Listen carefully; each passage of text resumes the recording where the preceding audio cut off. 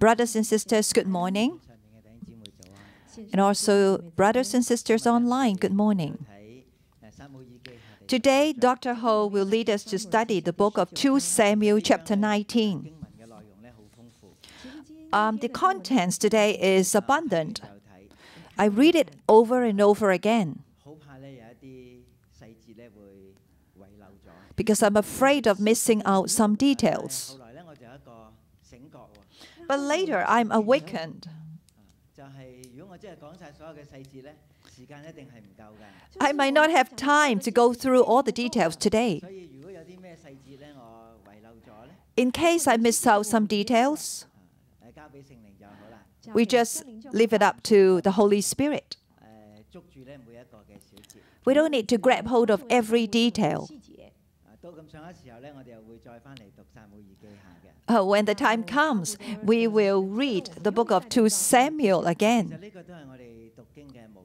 This is the mode of reading the Bible. Many scriptures, we've been reading it over again, and we just skip some details, didn't pay attention. For example, if we welcome some Bible school students outside our church, so they will ask about some healing and deliverance questions. They find Church 611 is a bit weird. Then I ask them the question in return. In your gospel, in the Bible, have you read how Jesus healed the sick and cast out demons? It seems that you haven't. If every time when you see these scriptures, you just skip over it. It seems that Jesus is only the teacher teaching the truth. And I ask them, do you have a pair of scissors? Every time when you read those scriptures about healing, deliverance, you just cut it out. In fact, we are not reading something new. Everything is in the scriptures. But it's like a habit when we read some scriptures and the concept is not what I understand. So when I read those words, I just skip them over. We've been reading these scriptures for many, many times, but we skip over. So over and over again. But when we read the Bible, we desperately need the Holy Spirit to illuminate us.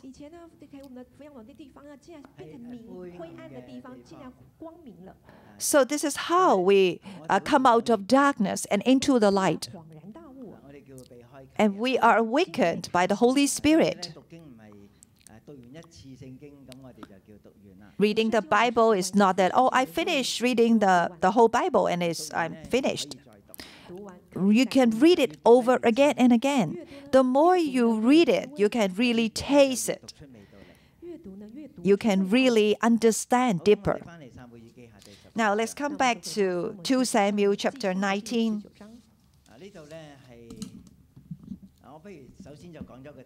So I tell you the topic first.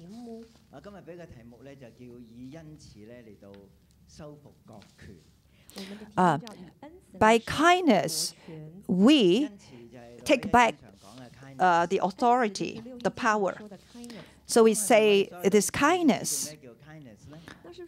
So do all brothers and sisters know what is kindness? It's not that we don't know. But only when we come to 611, we really know. The topic today is we take back the kingdom, the power of the kingdom by kindness. If you're not having fellowship here, you might not be able to understand kindness. Because you spend a lot of time, a long period of time in 611, you start to understand God's kindness. And then when you read the scriptures, you can see how God's kindness operates. we don't see a lot of kindness in our life. For example, if someone mistreats me, can you treat them with kindness? Our first response is by the flesh. Okay, you turn your face to the left, then I turn mine to the right. We do it immediately. This is our instant response. In fact, we don't have kindness. How you treat me, I will treat you the same. If David is that kind of person, even though the rebellion of Absalom has subsided,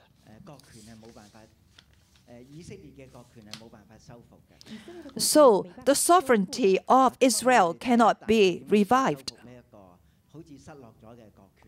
Today we will see how David takes back the power of his kingdom. I use this word, the power of the kingdom.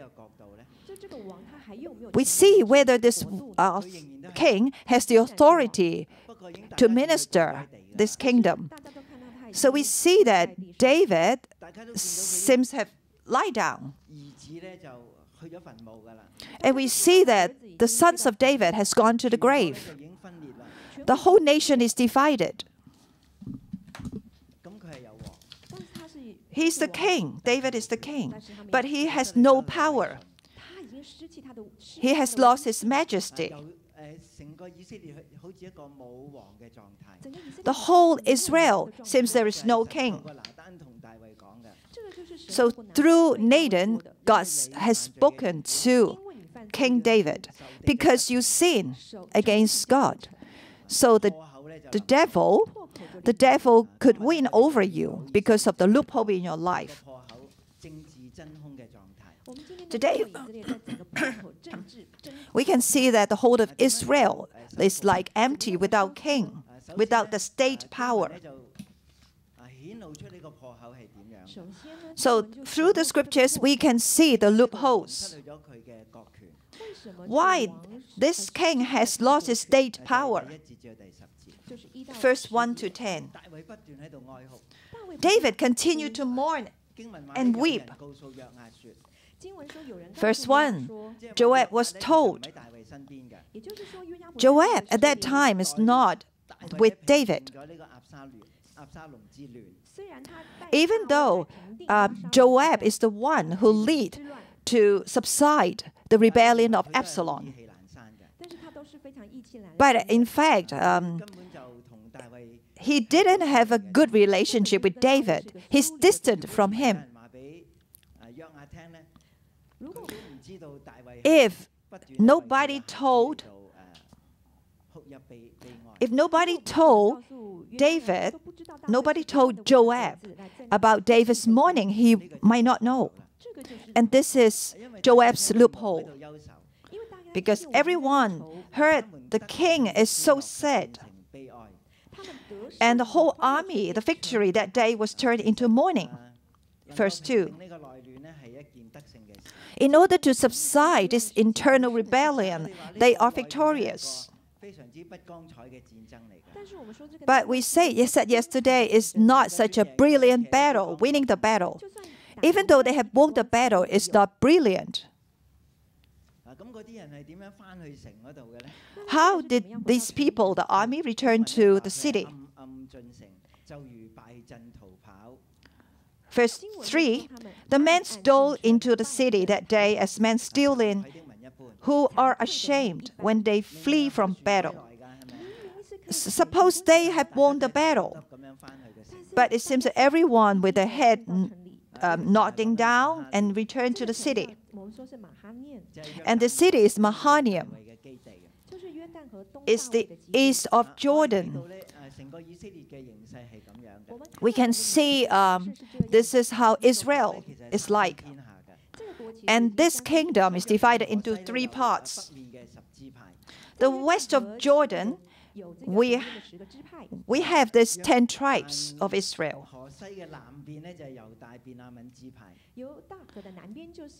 So the southern part of East Jordan, we have the tribe of Benjamin.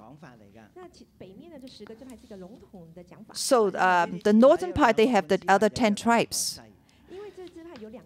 Because there are 2.5 tribes in the west of Jordan. When we read the history of Israel, whenever there are the Gentiles coming to attack them, the east of Jordan, these tribes, they disappear very easily.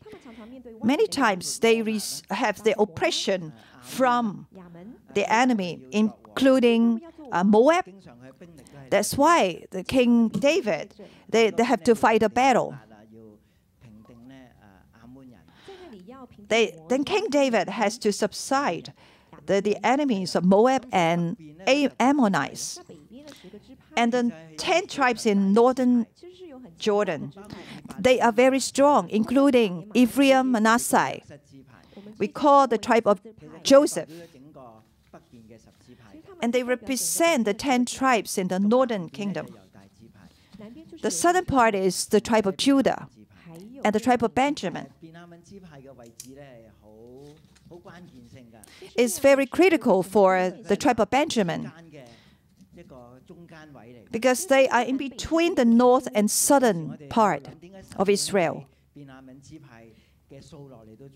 Sometimes we are thinking why God has to raise up King Saul from Benjamin as king.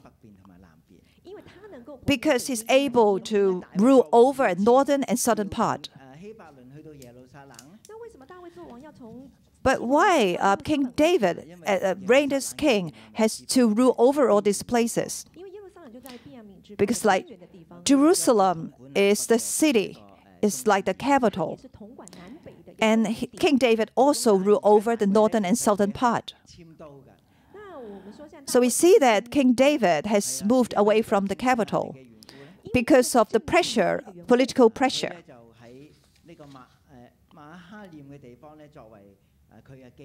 So Mahanaim becomes his foundation. And from there, he received all the supply and resources, built up his army again, so that he can fight against the army of Israel. Just now when we say the army, just like they are being defeated and return to the city. And that city is Mahanaim. David was there. Verse 4, the king covered his face and cried aloud, "Oh, my son, Absalom! Oh, Absalom, my son, my son!"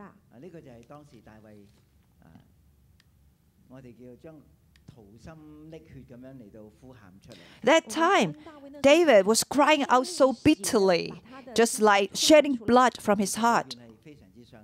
He is in deep sorrow and sadness. But in the eyes of Joab, so if you continue to cry out that way, so all those men who fought the battle for you, they were ashamed. Because it seems that you love those who hate you and hate those who love you. In verse 6, Joab is saying that King David, you cannot discern what's right and wrong. And Joab also said, he said, today, or you have made it clear today that if Absalom were alive today and all of us were dead, then you'll be pleased. So it seems that you have betrayed the whole nation, betrayed the hard work of your army. So this is about his love and hatred in his heart, saying that many people die for you, King David. So really, this has provoked King David. If you don't go out, nobody will side with you. Then your calamities will come on you.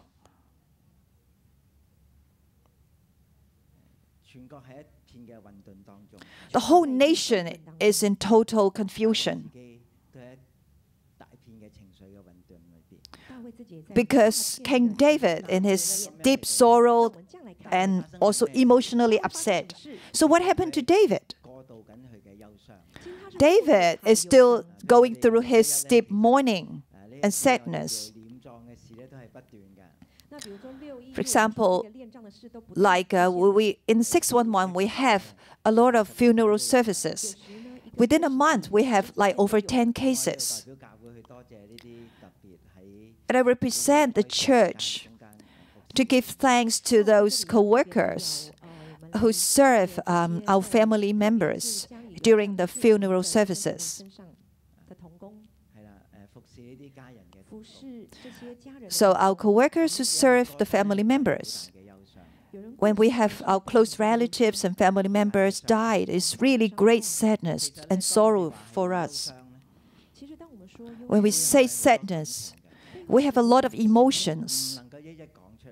We cannot just speak it out one by one. When David said, "Absalom, Absalom, my son," he's talking about his sadness.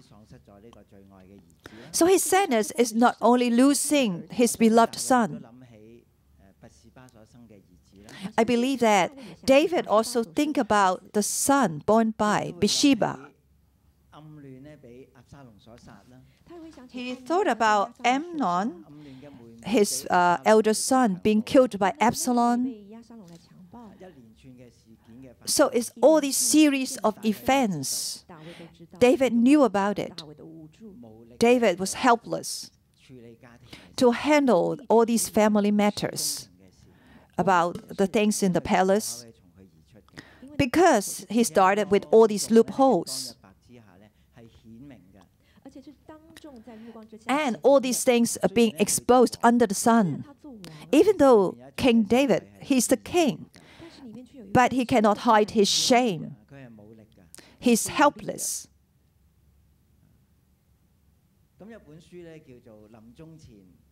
There is a book called, the name is called The 25 Regretful Matters during the period of death. So there is a nurse who's helping some patients who's dying. This nurse has 1,000 cases. She has written down the 25 regretful matters from the patients.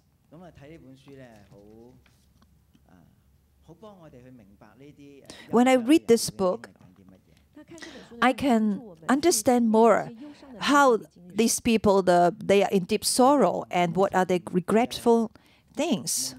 I can understand the emotions. Some people, they have never, their dreams never came true.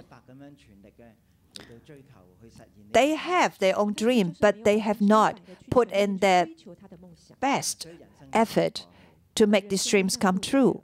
And they just pass by. And it becomes a lot of emptiness in them. Some people, they have not reconciled with their family members. With their sorrow and being rejected, they just left this world. So we will not go into details. So from another perspective, we understand the feeling of David. Just now we mentioned about the sons of David passing away, about their death. They suddenly died. It's not natural death. And there is no time for David to say goodbye to them. One after one, they died.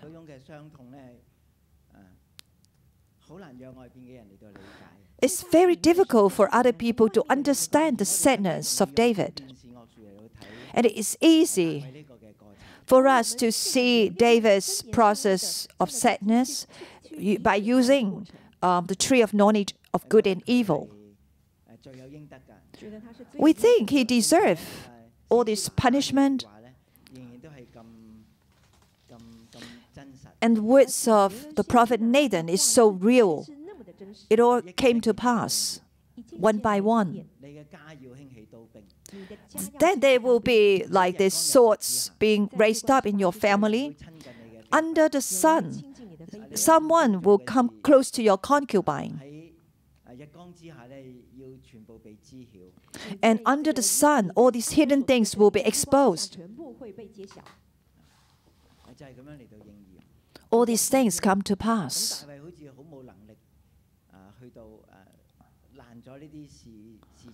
It seems that David has no power to hinder these things from happening.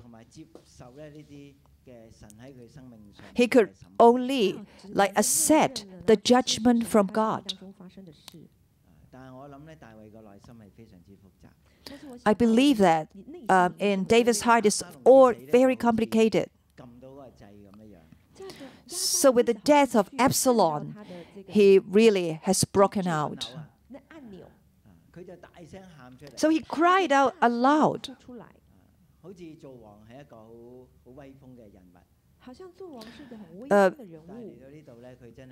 Like as a king, he's supposed to have like this majesty, but when he comes to this stage, he has a lot of regrets, a lot of sorrow, a lot of sadness. He cannot stop himself from crying and weeping. Because of this reason, so the whole of Israel, it seems that they are all empty. The king cannot be a king. Even though he's the king, but he has no power. So Joab came and said to King David, Verse 7, I swear by the Lord that if you don't go out, not a man will be left with you by nightfall. Verse 8, so the king got up and took his seat in the gateway. So it seems that all of a sudden David changed. So he removed all his tears, wiped away all his tears, and no more sadness. He has to come out as king. Then all the people came before him. The second part of verse 8. Meanwhile, the Israelites had fled to their homes. So in the era of David,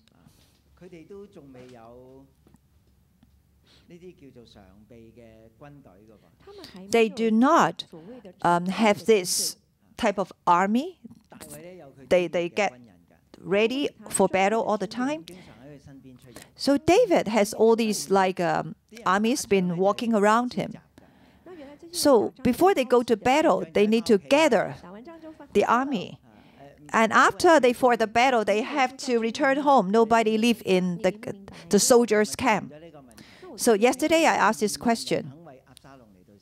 Why there are 20,000 people willing to die for Absalom? So what kind of battle is this? So they might not have to join this battle. It's not like a calling of the soldier to fight this battle. What we call that they are not the soldier who's always ready to go to battle. So before they fight the battle, they stay home. So they are given free will to join the battle or not. So we can see the foolishness of these people. So why Absalom can call all these people to fight for him and die for him? So this is not a brilliant battle. Verse 9. So there's this transition. Let's see. This is the thinking for us. So the king had delivered us from the hand of our enemies, just like in the time of Judges. So they have subdued the Philistines and defeated the Ammonites and the Moabites. So King David becomes our king. And he delivered us from the hand of the Philistines. But now he has fled the country to escape from Absalom. So this is the logical thinking. Originally, he's the king, but he fled. And at that time, they anointed Absalom as the king.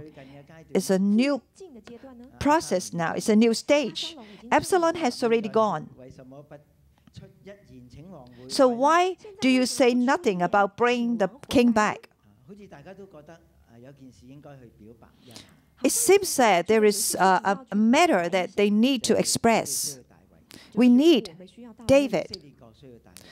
The nation of Israel needs David. Otherwise, we'll be in total confusion. That we will go nowhere.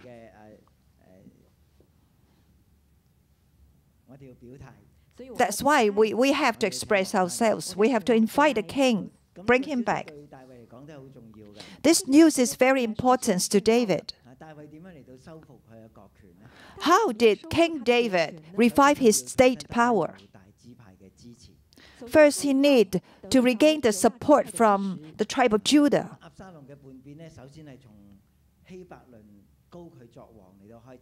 So Absalom's rebellion started from the time when he was anointed as king.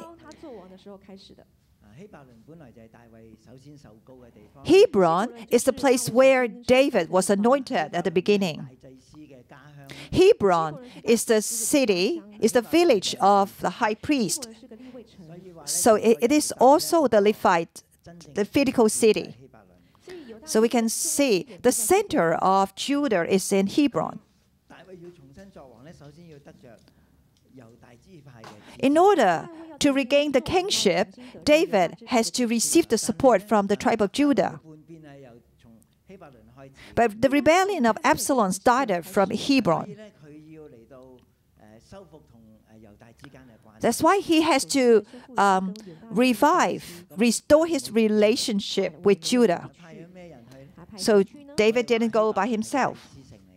Just now we said that Hebron is the Levitical city. It's the city of the priests.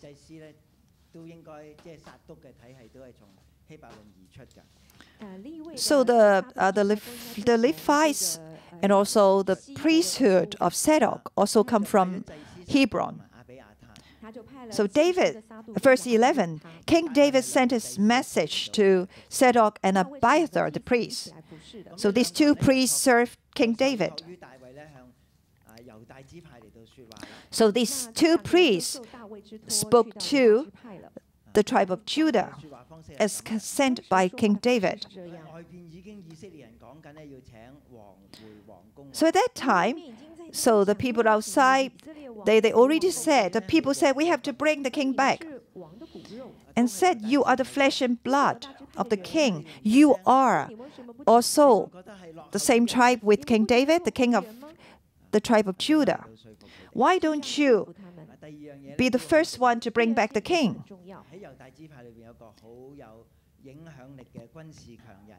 So there is another powerful man which can influence the tribe of Judah. He is once the commander of Absalom.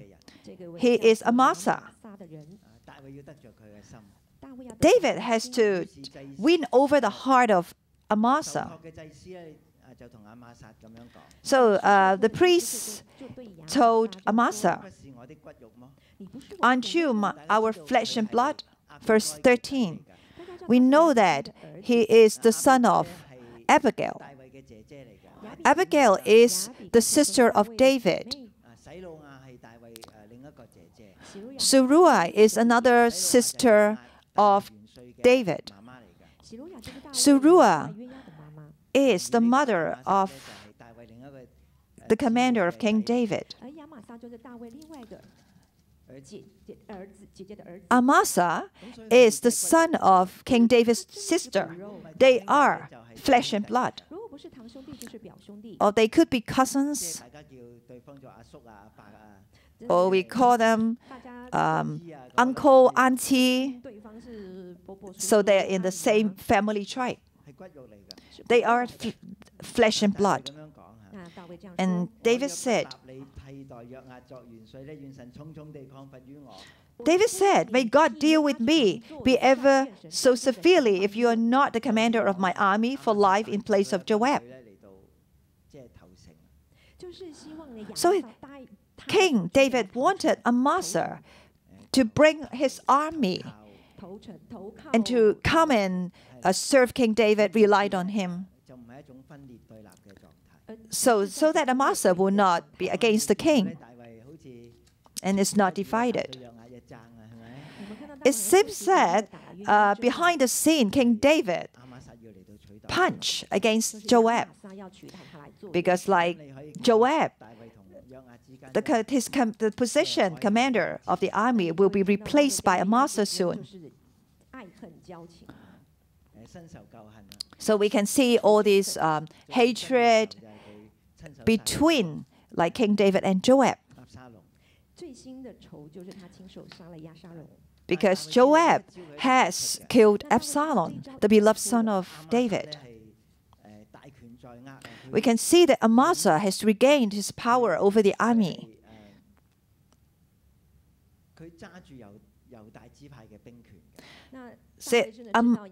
King David knew that Amasa reigned over the army of Israel, the army of Judah. Verse 14, David won over the hearts of the men of Judah, so that they were all of one mind. They sent word to the king, "Return, you and all your men." So then the king returned and went as far as the Jordan. And the men of Judah had come to Gilgal to meet the king.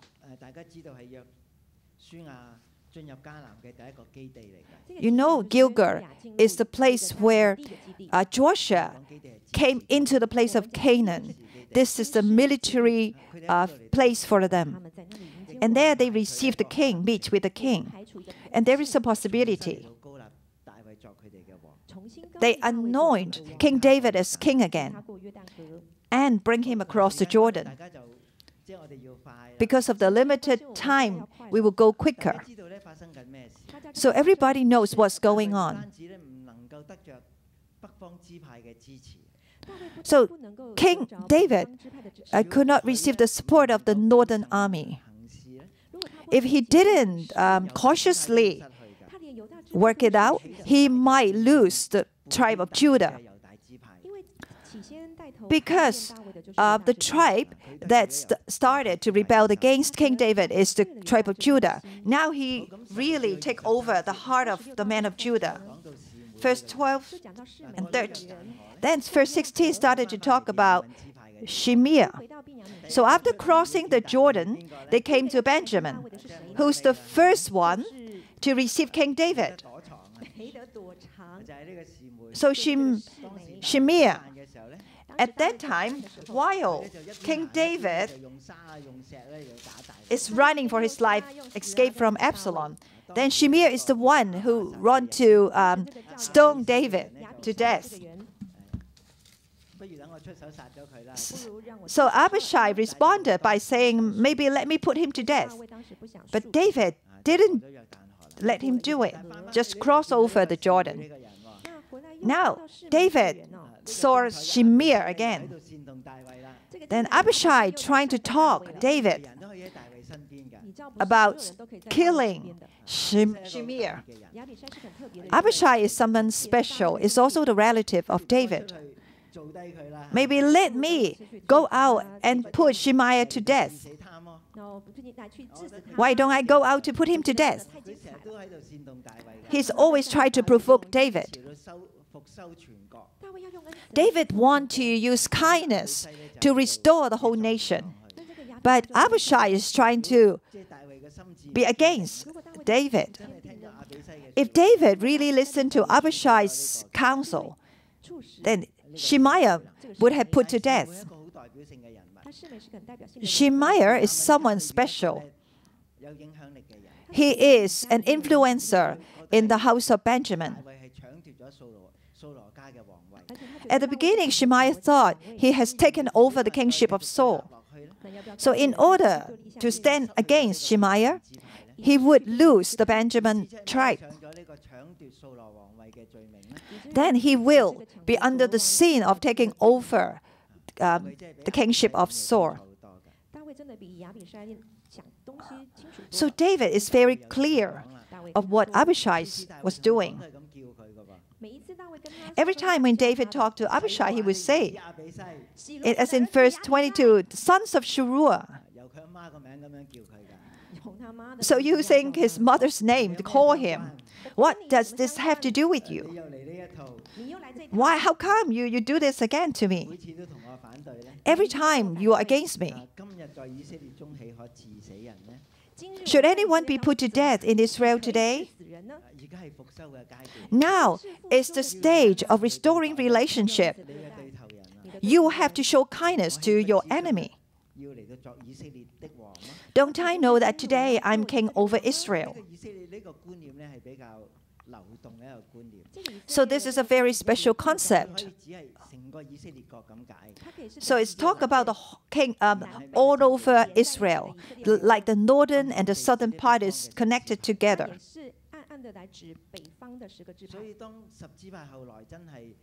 So after the 10 tribes in the northern Israel is being divided, then he called himself Israel. The southern part we call Judah. David said, today I'm king over Israel, not only the king over Judah. So David said to Shimei, you shall not die. And then another man came up, verse 24 to 30. Mephibosheth. He is the Saul's grandson, the son of Jonathan. And he has his steward. The name is Ziba.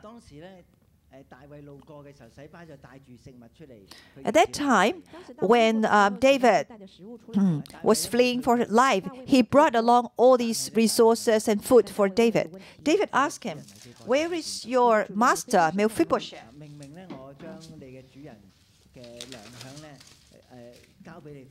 So I have once given all this food to you to take care of your master.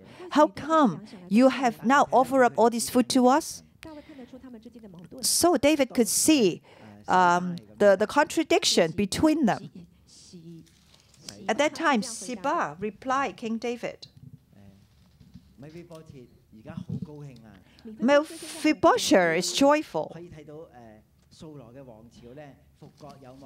and eventually see that there is a hope for Saul's kingdom be restored. So at that time, David felt that Mephibosheth wanted to rebel against him. But at that time,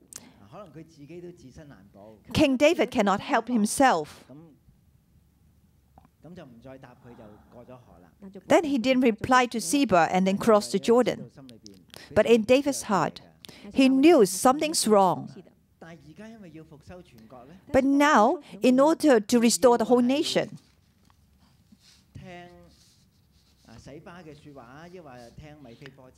whether he has to listen to Ziba or Mephibosheth,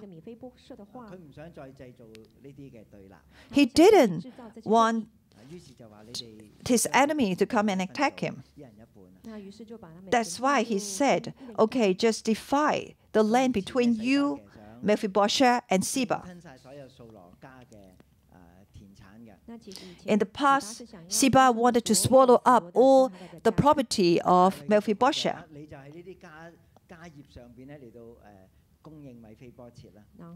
So David said, okay, in those property and inheritance, you are the one to provide for Mephibosheth.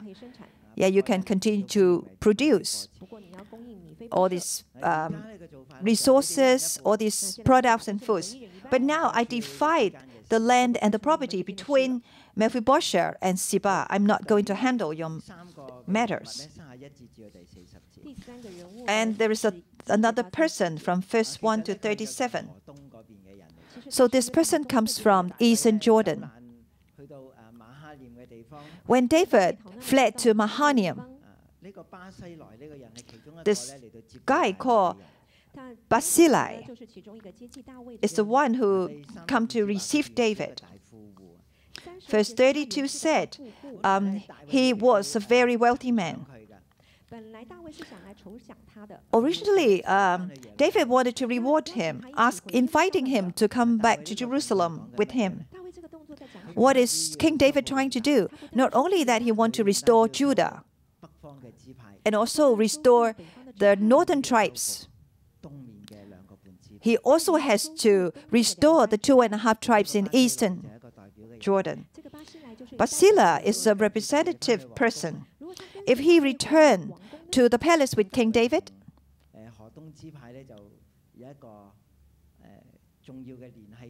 then he will be having a close connection with the eastern Jordan. But Barzillai said, verse 32, I was very old. I cannot go with you. And he sent his very wealthy, a very famous servant called Kinham. And then he said, do whatever you like, King David, and they crossed the river.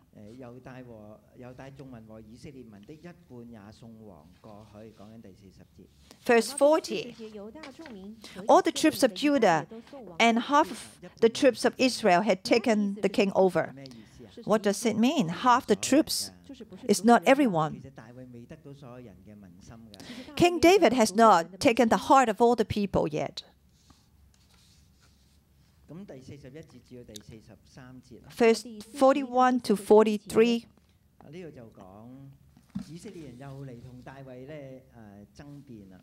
The Israelites and come to argue with David again. They came to the king.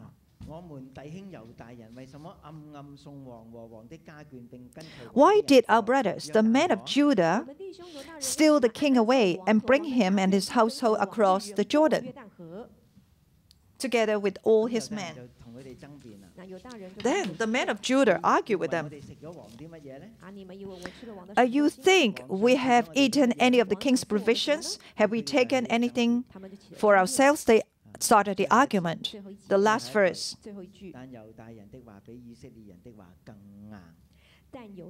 The men of Judah pressed the claims even more forcefully than the men of Israel.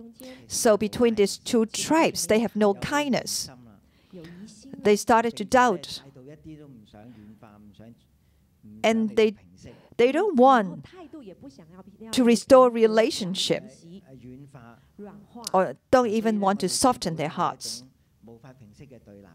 So it's so difficult for them to resolve the relational problem. Later, when we see the northern part, the northern tribes is being divided from the southern tribes, we see that David has already done his best. So anyone who is in deep sorrow in this process, like King David, he will make the whole nation of Israel become empty. No matter it's the east, the south, the north, and the west can be against him, can be divided. But we can see that David's done his very best. While he's still being helpless and powerless, then he rose up as king again, and he restored his state power.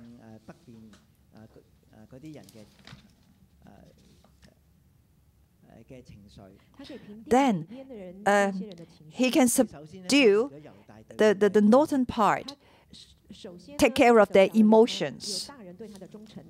And also he received the heart of the people of Judah. And even he can connect with the eastern tribe of Judah. Eastern tribe. He has this supernatural power. He has broad eyesight. He's very accurate in observing the matters. He knows what is the important thing and the least important. To Abishai, at that time, he was being provoked. So it's a small matter, but becomes a big thing.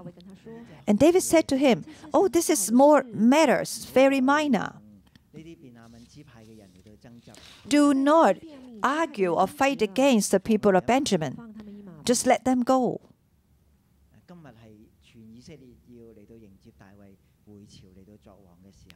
Today is the time when the whole of Israel receive the king, come back to its kingship. To us, may God give us this kindness,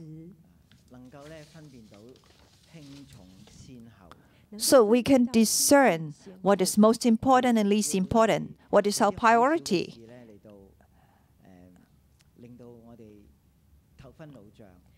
Sometimes even when we handle small matters, it made us so confused. We continue to look at these small matters, especially maybe some disputes, some anger, some arguments.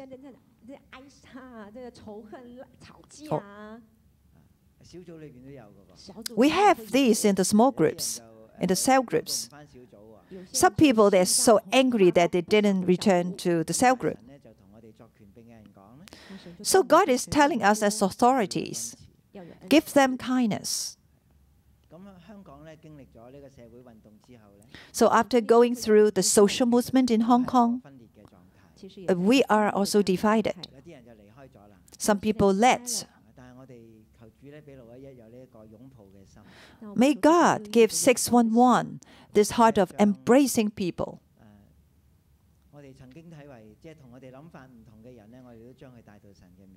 For those who didn't have the same viewpoint as us, let's bring them before God. So we don't have any stance on our own. Just like Jesus doesn't belong to the red color or the yellow color. So even we say this, people might have response. And some people may say that we have no feeling over the politics, and we don't discern right and wrong, we have no righteousness. We just swallow up these words. We know that righteousness is only in God. When I say I represent righteousness, we're standing in a narrow path. We have stood in the wrong path. Okay, I better not continue. We desperately need the kindness from God. When people is in sorrow, may God give us a heart of empathy to accompany these people. It's not just to do some kind of ceremony or to help this family hold this funeral service. Kindness is endless. We have very little, but may God give us more. Let's praise the Lord now.